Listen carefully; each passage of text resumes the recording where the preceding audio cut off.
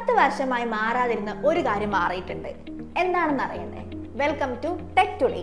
Tech ലോകത്ത് ഈ ആഴ്ച നടന്ന വിശേഷങ്ങളുമായി ഞാൻ ദിവ്യ.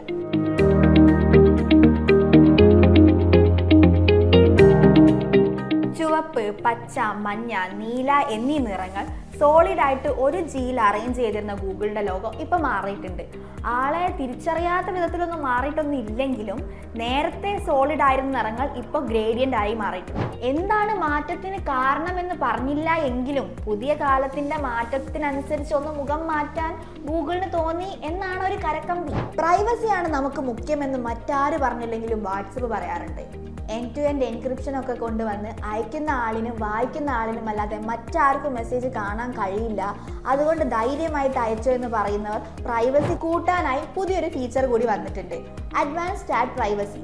ഗ്രൂപ്പിലും പേഴ്സണൽ ചാറ്റിലും അവൈലബിൾ ആയ ഈ ഫീച്ചർ ഓൺ ആക്കിയാൽ നിങ്ങളുടെ ചാറ്റ് എക്സ്പോർട്ട് ചെയ്യാനോ മീഡിയ ഓട്ടോ ഡൗൺലോഡ് ചെയ്യാനോ കഴിയില്ല. ഇൻസ്റ്റഗ്രാമിന്റെ ഓമനപുത്രനായ ത്രെഡിന്റെ പ്രൊഫൈലുകളിൽ ഇനി 5 ലിങ്കുകൾ വരെ ആഡ് ചെയ്യാൻ കഴിയും. നേരത്തെ തന്നെ ഇൻസ്റ്റഗ്രാമിൽ ഉണ്ടായിരുന്ന ഈ ഫീച്ചർ കഴിഞ്ഞ 1 മാസക്കാലമായി പരീക്ഷിച്ച ശേഷമാണ് ത്രെഡിൽ എല്ലാവർക്കും ലഭ്യമാകുന്നത്. കണ്ടന്റ് ക്രിയേറ്റേഴ്സിനും ബിസിനസ് വ്യക്തികൾക്കും ഇത് കൂടുതൽ സഹായകരമാകും. ഡിജിറ്റൽ മാർക്കറ്റേഴ്സിനോടാണ് അവസാനത്തെ കാര്യം പറയാനുള്ളത്.